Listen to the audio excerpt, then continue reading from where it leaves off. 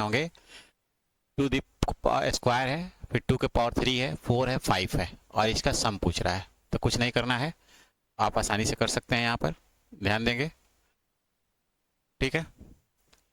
इसका 2 का स्क्वायर 4 होगा, ये 8 होगा, और ये 16 हो जाएगा। कितना होगा? 16 और फिर 32। इन सबको जोड़ देना है। आपने देखा ये 40 है और ये 20 है, 60। आंसर कितना हो गया? 60। इसको जोड़ा तो 40 है और ये 20 है। बस ये कैलकुलेशन करने के लिए देता है कि आप परेशान ना हो। आगे देख रहे हैं, इतने के अगले पैटर्न में क्या होगा? 4 9, तो 4 में 9 कितना जोड़ा? The next 3 term of the pattern, ये 5 जोड़ रहा है, फिर इसके बाद 7 जोड़ रहा है। तो 5 के बाद 7, तो 7 के बाद में कितना? 2 2 बढ़ रहा है, तो फिर 9 जोड़ेंगे, तो 9 जोड़ेंगे तो कितना होगा? 25। तो ये दोनों तो होगा ही नहीं, 25 वाला होगा। और फिर 9 जोड़ा, यहाँ पर देखा 9 जोड़ा, फिर 9 के बाद 11 जोड़ेंगे, 36 होगा। तो ये 36 ये हो गया। फिर 11 के बाद कितना जोड़ेंगे? 13 जोड़ेंगे, तो 49 आ जाएगा। नेक्स्ट, ये देखिए ये किसके बराबर है? तो यहाँ पर हमने कहा था कि पॉइंट की जगह पर पॉइंट रखना है। तो ये देखिए 30 है और ये 3 है, तो 33 तो होगा ही, 33 सब में दिया हुआ है, 33 होगा।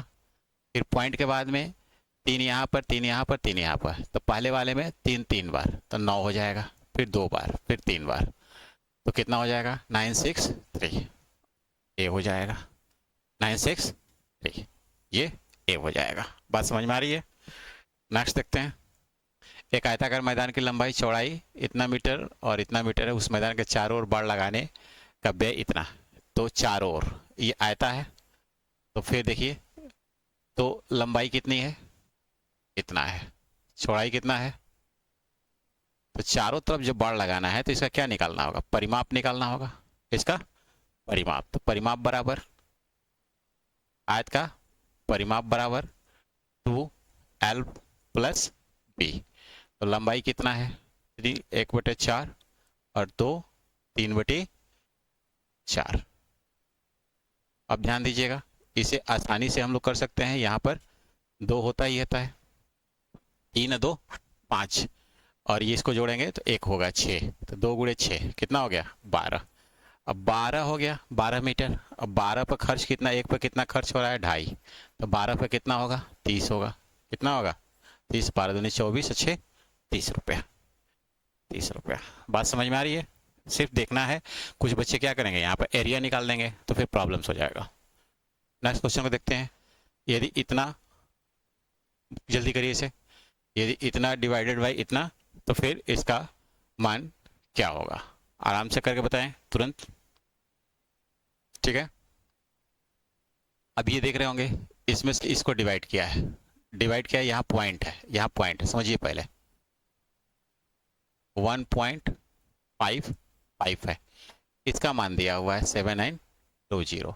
अब आपसे पूछ रहा है कि 1227, अब यहाँ पॉइंट लगा दिया, यहाँ पॉइंट लगा दिया, और इसके बाद कह रहा है कि इसको यदि इससे विभाजित किया जाए तो क्या आएगा? निश्चित है कि ये इधर आएगा तो ये इधर आएगा, लेकिन अब यहाँ पर ये इस ऐसे आया था, पॉइंट का खेल है, यहाँ पॉइंट लग गया है, तो फिर ये पॉइंट क्या होगा? और आगे बढ़ता जाएगा, यानी कि निश्चित है कि इसका मान क्या आएगा? 0.155, जो कि फ्रैक्शन को यहाँ आप पॉइंट को हटाकर भी कर सकते हैं। नेक्स्ट को बताइए।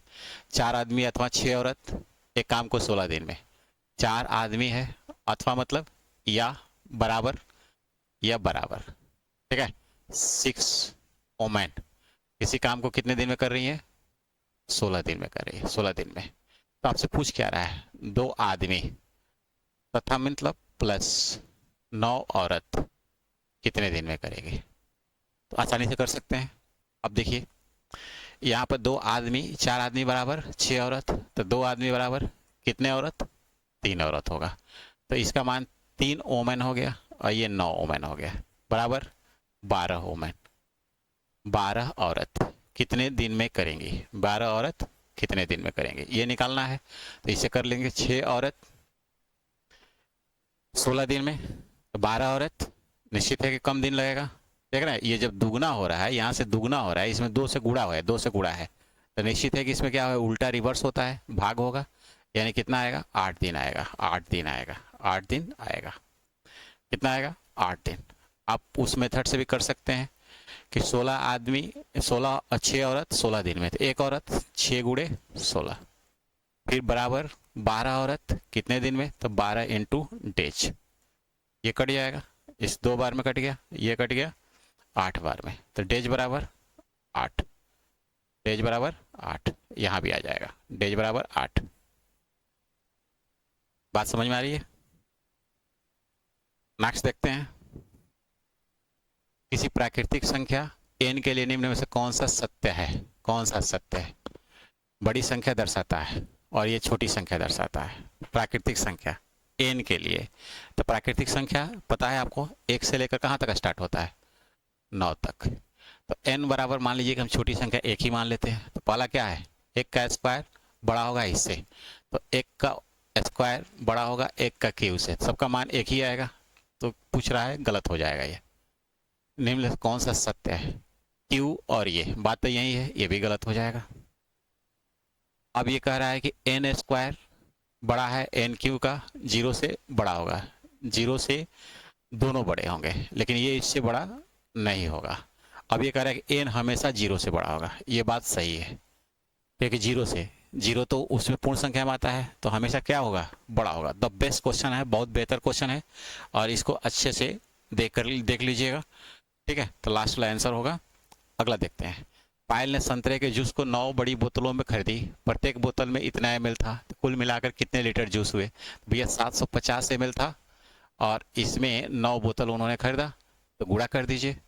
तो गुणा करेंगे तो आपका आंसर आ जाएगा, जिसे देख रहे हैं ये 0, 9 5 45, 5 कैरी 4, 9 7 63, इतना आ गया। तो इतना ग्राम हुआ ना, लेकिन आप आंसर लीटर में दिया है, तो 100 लीटर में दिया है, तो किससे भाग देंगे? 1000 से भाग देंगे। किससे भाग देंगे? 1000 से। तो 1000 से भाग देंगे तो 6.75 लीटर आ जाएगा, 6.75 लीटर आ जाएगा। नेक्स्ट क्वेश्चन देखते हैं, मोनू ने एक कमीज इतने रुपए में खरीदी और उसे 15% के लाभ पर बेच दिया, इस कमीज का विक्रय मूल्य कितना होगा? इतने रुपए में खरीदी और उसे 15% के लाभ पर बेच दिया, तो इस कमीज का देखिए 860 रुपये में खरीदा था और लाभ पर 15%, यानी कि यदि 100 रुपये में खरीदता तो उसे कितने रुपए में बेचता? 115 रुपये में। तो गुणा कर दीजिए सीधे सीधे, 115 बटे में 100, इसे गुणा कर दीजिए। यही कह रहा है कि मोनू ने एक कमीज 860 रुपये में खरीदा और उसे 15% का लाभ में बेच दिया, इस कमीज का विक्रय मूल्य क्या है? तो इसको कैलकुलेशन कर लेंगे, तो इसको कैलकुलेशन करने के बाद क्या आंसर होगा अब आप लोग देखें, ठीक है, कि कैलकुलेशन करने पर क्या आंसर आएगा। अब जरा देखिए, 0 से 0 क्या किया? काट दिया, 5 से काटा, तो ये 23 और ये 2, इसको काटेंगे 2 से तो 43, 43 में 23 से गुणा करेंगे, तो 3 3 का क्या होता है? 9 होता है यूनिट प्लेस, तो यूनिट प्लेस सिर्फ और सिर्फ 9 इसमें दिया हुआ है, तो ये आंसर हो जाएगा। यानी कि गुणा करेंगे तो कितना आंसर आएगा? 989 आएगा।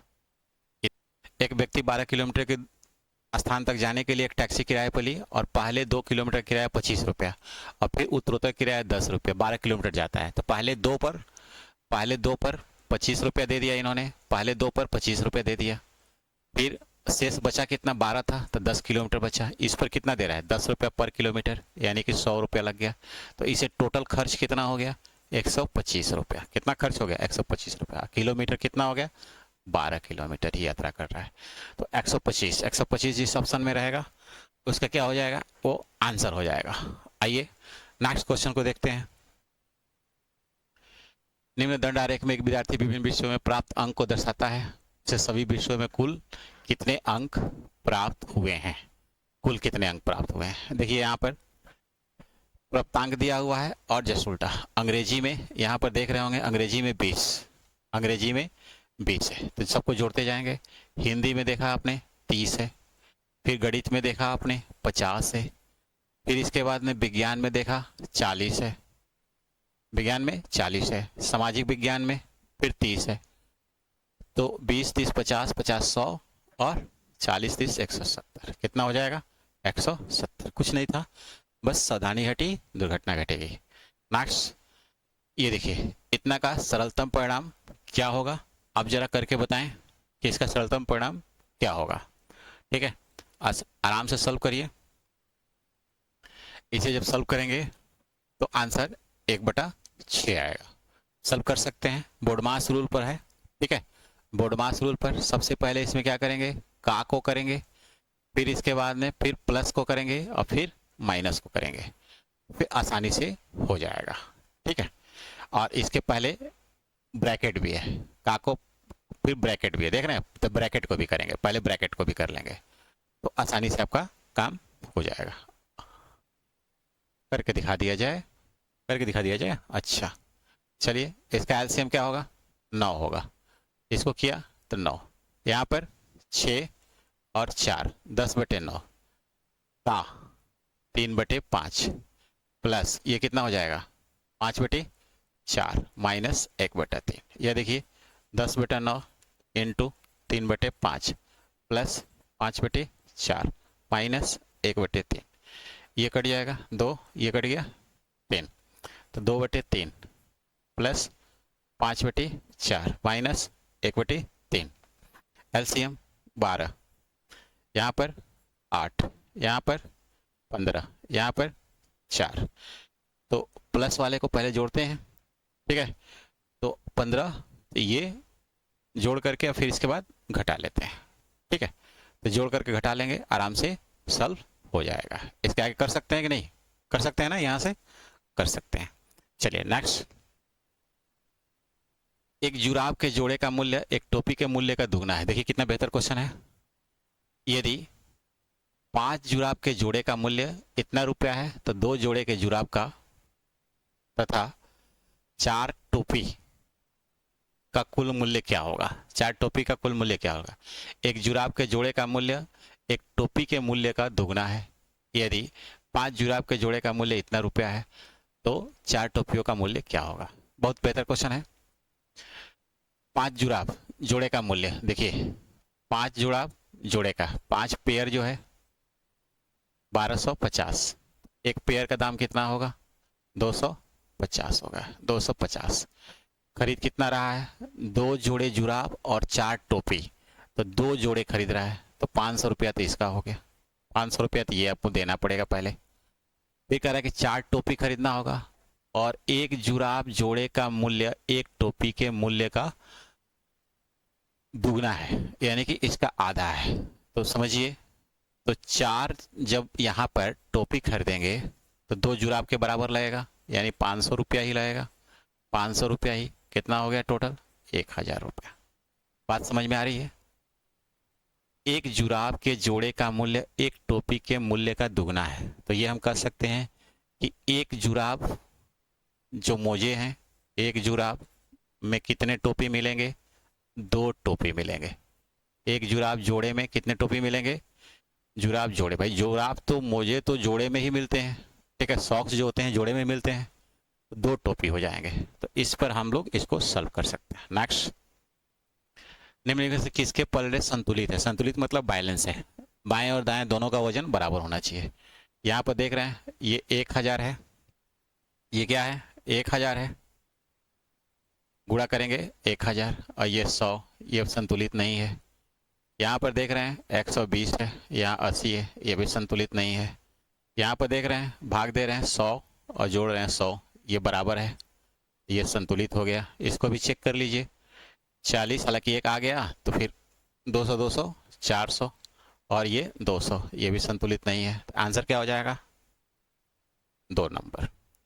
आगे देखते हैं, निम्न चित्र में एक सप्ताह में 5 दिनों के बिकने वाली सेब की टोकरियों को दर्शाता है।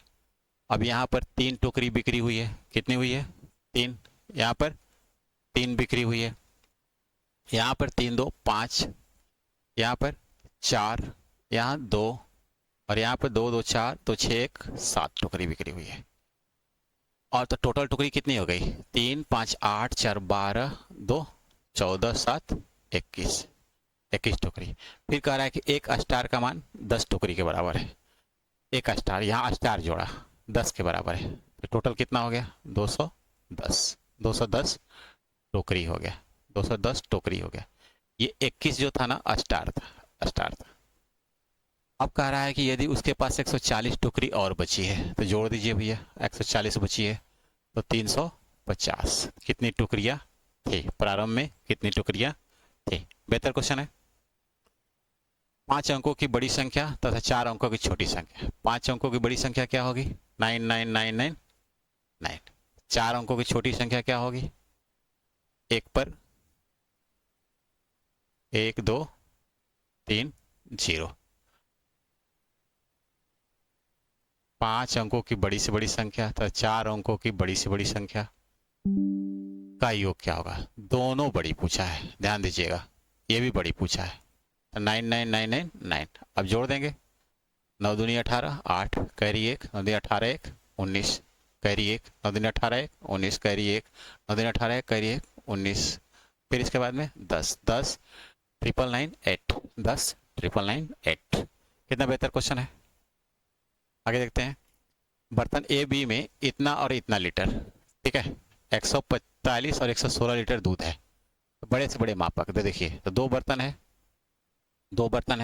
एक बर्तन ये है और एक बर्तन ये है।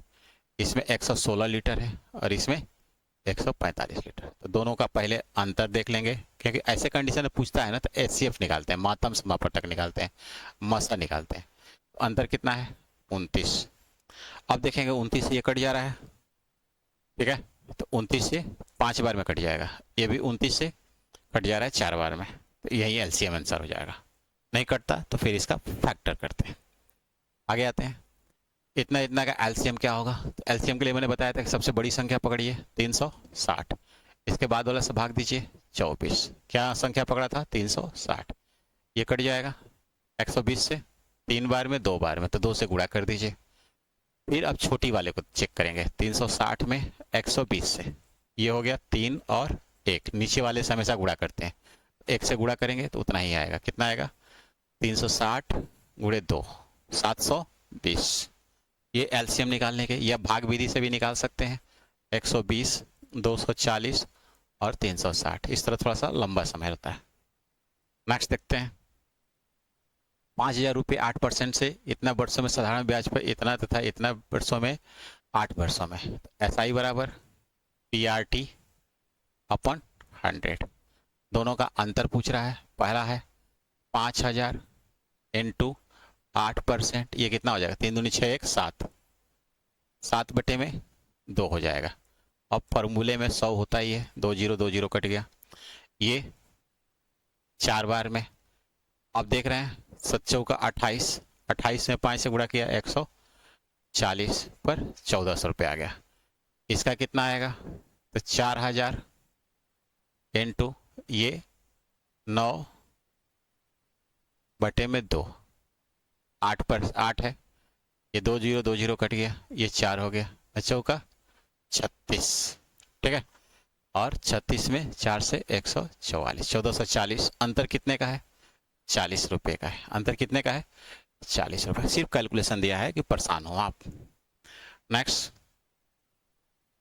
इतना इतना का सरलतम रूप क्या होगा? किसी को गुणा करना हो, यदि बीच में एक जीरो आ जाए तो मान क्या होगा? हमेशा जीरो ही होगा, जब तक कोई प्लस माइनस ना रहे।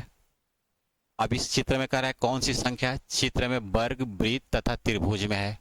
तो भैया ये तो आयत है, इससे कोई मतलब है नहीं। ये है, ये है, अच्छा वर्ग वही है, आयत ये है, यानी इसको भी लेना है। तो तीनों में कौन सा है? तीनों में ये, इसके बारे में नहीं करना। 7, तीनों में कौन सा है? 7 है। नेक्स्ट, 135% बराबर है, 135% मतलब 135 बटे में 100। इसको क्या लिख सकते हैं? 13.5, 13.5। नेक्स्ट, एक व्यक्ति 120 आम 4 रुपये प्रति आम की दर से खरीदा। 120 आम खरीदा 4 रुपये के हिसाब से, कितना कॉस्ट हो गया उसका? 480 रुपये हो गया। शेष आमों को उसने 48 रुपये के 20 आम सड़ गए, तो 120 में से पहले 20 आम तो खराब हो गया उसके पास, तो बचा कितना?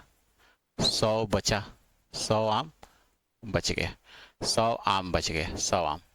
तो 100 आम बेचा, उसे 48 रुपये के 10 के हिसाब से बेचता है, यानी 10 आम को 48 बेच रहा है। तो 100 आम को कितने में बेचेगा? यहाँ 10 से गुणा है ना, 10 10 के 10 बनेंगे, तो 10 से गुणा हो जाएगा, यानी उसे 480 रुपया प्राप्त हो जाएगा। 10 का आम 48 रुपये में, एक का आम 48/10 ऐसे भी निकाल सकते हैं, 1 बराबर 48/10 इंटू 100, तो 480 रुपये आ गया। 480 रुपये में खरीदा था, 480 रुपये में बेच दिया, यानी एसपी सेलिंग प्राइस और सीपी बराबर हो गया। तो ना कोई लाभ होगा और ना कोई हानि होगी, नो प्रॉफिट नो लॉस। किसी वार्षिक दर से प्रति वर्ष इतना रुपए का साधारण ब्याज 3 वर्ष इतना रुपया हो जाएगा। किसी वार्षिक दर से इतने रुपए का साधारण ब्याज 3 वर्ष पश्चात इतना रुपया हो जाएगा। किस वार्षिक दर से, दर पूछ रहा है, दर बराबर ब्याज इंटू 100, ब्याज